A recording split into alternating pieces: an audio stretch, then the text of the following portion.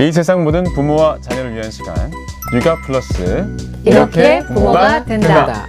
안녕하세요, 뮤지션 윤덕원입니다. 오늘도 이 자리에 경남대학교 유아교육과 재경수 교수님, 안녕하세요. 그리고 푸르니 보육지원단 김원기 대표님과 함께하겠습니다. 안녕하세요.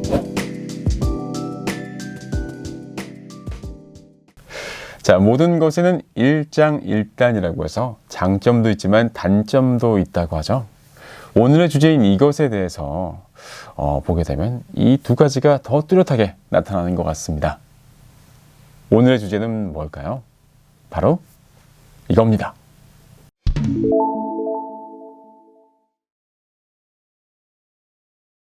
자, 오늘은 미디어 가운데서도 특히 스마트폰 사용을 중점으로 이야기를 나눠볼까 하는데요. 두 분은 하루에 보통 스마트폰 얼마나 사용하세요? 너무 많이 쓰죠. 동고동락하고 있습니다. 요즘은 사용한 시간도 볼 수 있잖아요, 그죠? 네. 제가 봤는데 좀 충격이었습니다. 제가 한 6시간, 7시간 보고 있더라고요, 하루에. 제가 많은 정도인지 적은 정도인지 좀 궁금하거든요. 혹시 통계가 나온 게 있나요?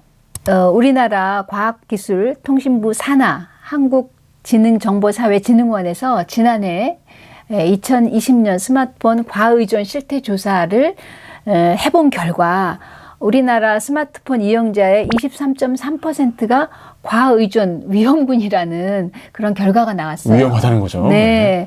그래서 연령별로 보니까 유아동이 27.3%. 많죠? 네, 되게 많아요. 네. 청소년이 35.8%, 성인이 22.2%, 60대도 심지어 16.8%가 과의존으로 나왔습니다. 정도의 차이는 있지만 전 세대를 거쳐서 상당히 좀 심각하게 느껴지는데, 근데 예전에는 우리가 인터넷 중독이라는 말 많이 썼던 것 같거든요. 근데 용어가 과의존이라고 바뀌었나요? 원래 용어는 사실은 그대로예요. 영어로도 중독인데, 영어로요? 우리가 이거를 중독이라는 용어가 갖는 부담에서 좀 벗어나고, 그 생활 속에서 좀 유연하게 대처하고자 하는 의지를 과의존이라는 용어의 그 변화로 이해하면 될 것 같아요. 네. 그래서 우리가 이제 과의존이라 그러면은 특히 이제 세 가지 특성이 있는 거거든요. 하나는 어쨌든 두드러지게 많이 쓰는 거죠. 자기가 느껴도 많이 쓰고, 많이 쓰는 현저성. 두 번째는 어쨌든 필요해서 많이 쓰는 사람도 있고, 그런데 안 쓰면 안 되고, 이렇게 조절이 안 되는 거죠. 필요할 때 조절이 안 되고, 스탑할 수 없는 것. 그리고 이제 결국은 그 문제로 해서 생활 속에 문제가 생기는 거죠. 신체적, 심리적, 사회적으로. 눈도 아프고, 막 손목도 그렇죠. 아프고. 네. 생활이 긍정적으로 잘 원활하게 돌아가지 못하면 이제 문제적 결과, 이게 다 이제 연속성상에 있는 문제죠. 혹시 방송을 보시는 분들 중에도 혹시 우리 아이가 혹은 내가 과의존인가 하고 걱정하시는 분들이 있을 것 같은데요. 이런 거 혹시 테스트 같은 걸로 알아볼 수 있을까요? 예. 앞에 김 대표님 얘기하신 진흥원에서 이 테스트 항목을 정리해서 탑재를 해놨어요. 그걸 보시면 되는데, 이제 아이들용으로 이거 쉽게 풀어서 몇 가지 질문으로 해보면, 어쨌든 그 스마트폰 지도를, 부모님이 하는 지도를 잘 따르고 있느냐. 아이들이 놀다가도, 폰을 가지고 놀다가도 잘 마무리할 수 있느냐. 그리고 늘 그걸 갖고 놀고 싶어 하느냐. 그렇다면 약간 문제가 있는 걸로 되겠죠. 이 문제로 부모님하고 다툼이 있는가. 예. 결국 놀이나 학습에 지장이 있는가. 또 시력이나 자세에 문제가 있는가. 만약 이 문항들의 체크가 많이 되신 분들은 오늘 방송을 꼭 보셔야 할 것 같습니다. 앞서 말씀드렸지만 오늘의 주제는요, 즐거운 미디어 그리고 걱정되는 미디어인데요. 분명 미디어가 즐거운 미디어에 속하는 장점들도 많거든요. 많죠. 생각해보면 어떤 장점들도 있을까요? 장점 많죠. 좀 엄청 많죠. 네. 사실 저도 조금 게임을 즐기고 있습니다만, 게임은 물론이고 또 미디어에서 좋은 동영상도 많이 있고 또 학습 자료로도 저희가 사실 참고할 만한 게 굉장히 많이 있습니다. 이렇게 재밌고 유익한 자료들이 많은 것은 굉장히 긍정적인 측면이지만 사실 미디어에서 저희가 제일 걱정하는 것은 수동성인 거죠. 그냥 보고만 이렇게. 네, 일방적으로 이제 주는 것을 받아야 되는 그런 문제가 있고요. 또 하나는 저는 시간의 문제도 굉장히 크다고 봐요. 제가 아까 게임을 즐긴다고 말씀드렸는데 사실 저도 어떨 때는 게임을 한번 하기 시작하면 정말 굉장히 많은 시간을 이제 하게 되더라고요. 이런 수동성과 시간적인 어떤 그 조절 불가한 그런 측면들을 가지고 생각해 볼 때 아무리 유익하고 내용이 좋아도 걱정스러운 그런 측면을 우리가 생각하지 않을 수 없는 거죠. 특히 이제 성장기 아이들이 이렇게 그 미디어나 스마트폰에 많은 시간을 이제 보내는 것은 가능하면 이제 좀 피하도록 이제 하는 것이 중요하기 때문에 미디어를 이용할 때도 이제 유형에 따라 뭐 수동적으로 계속 화면만 보는 어떤 활동이라든지 이런 거는 좀 이제 좀 조절을 이제 해줘야 되고요. 사실 특히 영유아기 때는, 이렇게 좀 미디어와 같은 그런 이제 매체보다는, 같이 오감을 활용해서 같이 부모님이랑 논다든지 아니면 몸을 많이 움직이는 신체 활동이라든지, 이런 것들이 뇌 발달을 촉진시켜주는데 중요한 역할을 하기 때문에 사실 저희가, 긍정적인 측면도 있지만 조금 과사용은 좀 조절해줘야 된다 하는 것이 이제 오늘 꼭 드리고 싶은 말씀입니다. 네. 이게 머릿속으로는 우리가 참 잘 알지만 어른들도 참 쉽지 않거든요. 그래요. 뭐 스마트폰 좀 그만 보고 그다음 뭐 TV 좀 덜 보면서 같이 좀 몸으로 놀아야지 생각하다가도 애들 뭐 울 때, 뭐 밖에서 밥 먹일 때 이럴 때 어쩔 수 없이 또 달래기 위해서 꺼내게 되는 경우도 많단 말이죠. 그런 경우 참 어떻게 될까요? 그렇죠.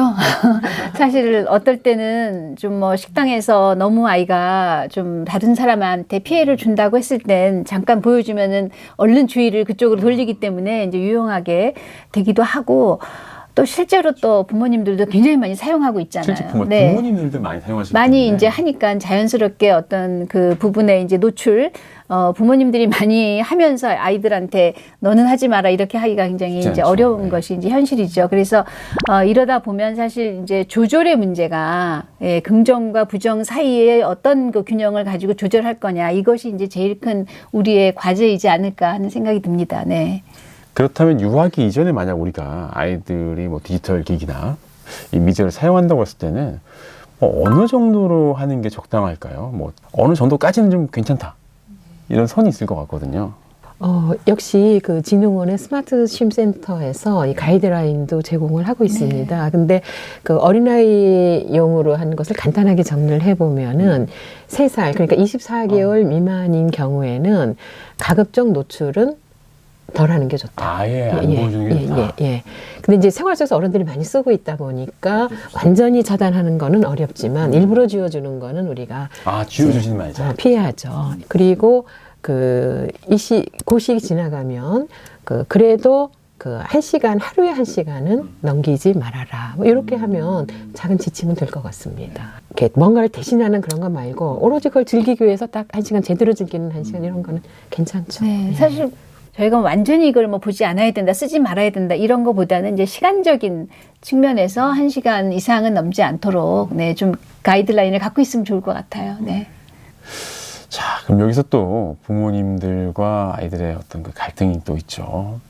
이제 하려는 자가 있으면 막는 자가 또 있는 것처럼 이제 아이들은 하고 싶어 하는데 하지 마, 안 돼, 너 그러면 큰일 나 이렇게 협박을 하기도 하고 아니면 이제 협상을 하면서 너 그러면 뭐 이번에 10분만 해 뭐 이런 식으로 얘기하기도 하잖아요.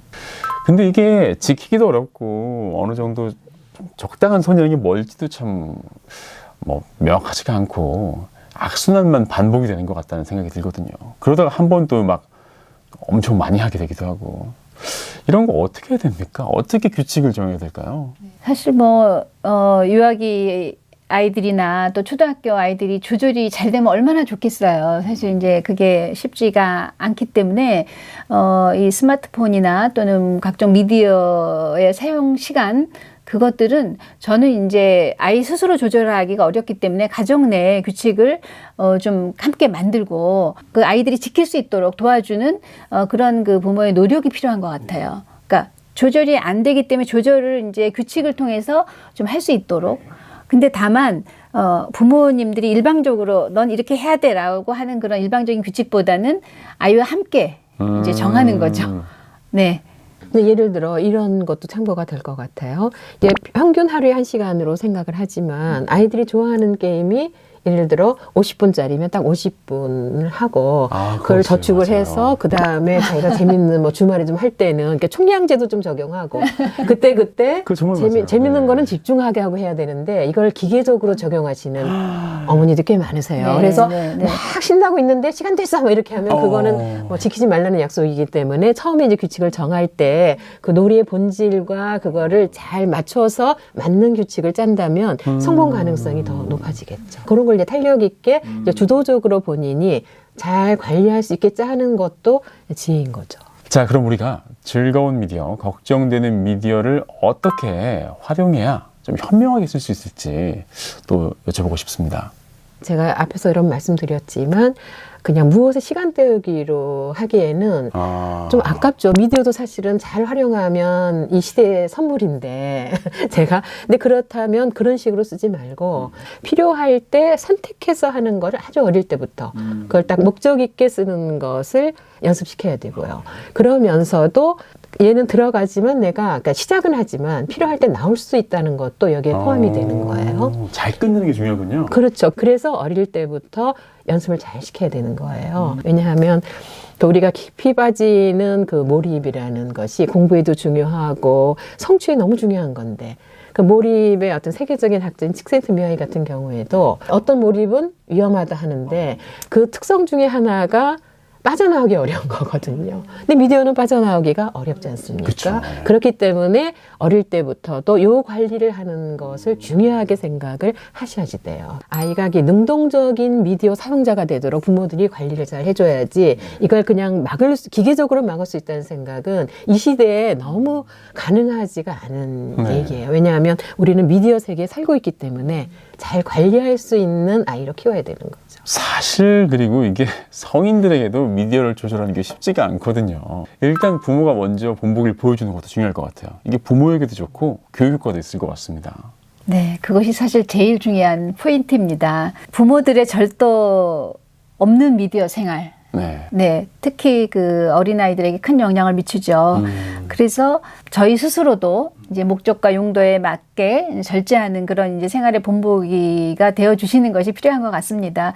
사실 자녀의 미디어 사용을 무조건 못하게 하거나 또는 무조건 늦추기보다는 이제 연령에 맞게 사용을 할 수 있도록 가정 내 규칙을 이제 만들고 이제 아이들이 그것을 절제하고 지켜가는 연습을 할 수 있도록 하는 것도 내 미디어 교육에서 굉장히 중요한 그런 이제 부분이라고 할 수 있습니다. 이런 것들이 그 연습이 되어야 청소년을 거쳐서 성인 될 때도 이제 계속 연결되는 부분이어서 이제 그런 조절을 도와준다 이런 생각을 가지고 이제 하시면 좋겠어요. 네. 지금 이거 보시는 분들도 아마 부모님들이 많은 생각을 하실 수 있을 것 같아요. 이게 나부터 시작을 해야 자녀도 따라올 수 있다. 이런 생각들 한번 해보셨으면 좋겠습니다. 근데 아까 처음에 통계치를 봤을 때 청소년 비율이 되게 높았거든요. 그래서 이제 게임 모드 필요하니까 돈 좀 줘, 용돈 좀 줘. 왜 게임 나 못하게 해? 이렇게 막 얘기하는 청소년들을 컨트롤하기가 쉽지가 않잖아요. 맞아요. 네. 근데 이 청소년들의 미디어 과외조는 어떻게 좀 컨트롤하면 좋을까요? 사실 이 문제로 고민들이 많으시죠, 부모님들이. 근데 또 막상 청소년들한테 물어보면 본인들도 생각은 줄여야 되겠다고 생각은 해요. 네. 본인도 다 알거든요. 그렇다면 우리가 이제 길을 같이 찾아야지 되는데 일단 가장 원론적인 답은 생활이 좋은 생활들이 많이 있으면 되는 거예요. 그러니까 신체적으로 친구들하고 잘 운동도 한다거나 아니면 책도 읽을 수 있다거나 이렇게 조화롭게 잘 되어 있으면 제일 좋은데 그게 또 쉽지는 않고 또 그래서 준비되어 있더라도 아이가 자꾸 미디어에 한번 이렇게 들어가기 시작하면 컨트롤이 잘 안 되는데요.